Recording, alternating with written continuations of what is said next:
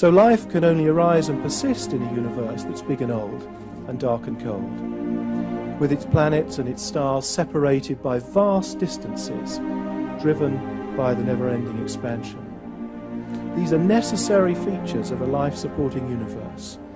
And I think recognizing this shows how astronomy has transformed the simple-minded, life-averse, meaningless universe of the skeptical philosophers of the past. Breathes new life into many religious questions of ultimate concern and never-ending fascination about the universe. Many of the deepest and most engaging questions that we grapple with still about the universe do indeed have their origins in the religious quest.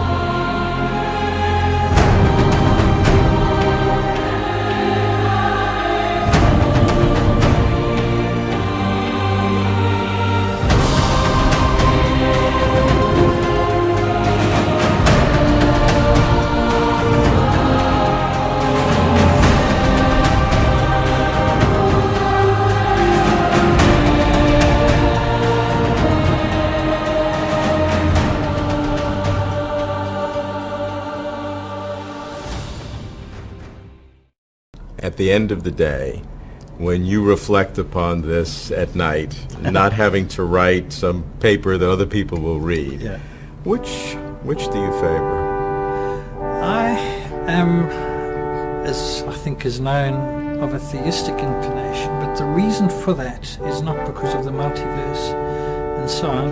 It is partly because of the fine-tuning, because, as you've said, one of the options here is a theistic one. The whole thing was intended to be that way. But because I think if you want to understand the deep nature of the universe, as well as taking into account astronomical observations, you must take other data, and the other data you must take into account is the data of everyday life. The fact that we exist is something that must be taken into account, but also the kinds of experiences we have. And those experiences include things like apprehensions of beauty, apprehensions of a moral order, and this kind of thing. And I think if you want to argue about the metaphysics of the universe, that is experience which is also relevant in understanding the metaphysics of the universe as well as the astronomical data.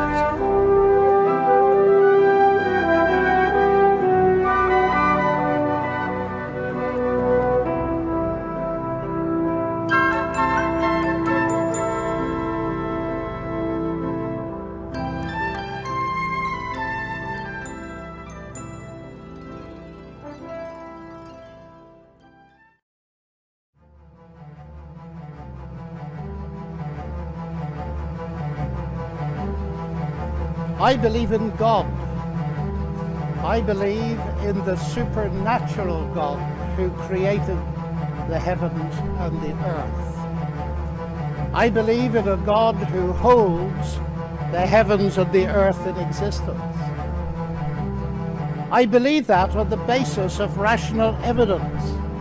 I'm amazed at is that serious thinkers today continue to ask us to choose between God and science. That's like asking people to choose between Henry Ford and engineering as an explanation of the motor car. I take it this house believes in reason. That's why we're all here. And as a scientist, I believe that the universe is rationally intelligible. That is something that has struck some of the geniuses of science as demanding an explanation. Einstein said the only incomprehensible thing about the universe is that it's comprehensible. And Wigner talked about the unreasonable effectiveness of mathematics. How is it that a mathematician thinking in her head in here can come up with equations that seem to fit the universe out there? Well, how is it indeed? Because the irony of the atheist position here is evident. But people are now so desperate to show that the universe created itself from nothing, which seems to me to be an immediate oxymoron, which simply shows that nonsense remains nonsense even if high-powered scientists utter it. Why is there something rather than nothing? Alan Sandage, the brilliant cosmologist who became a Christian in his 50s, said God is the answer to that question.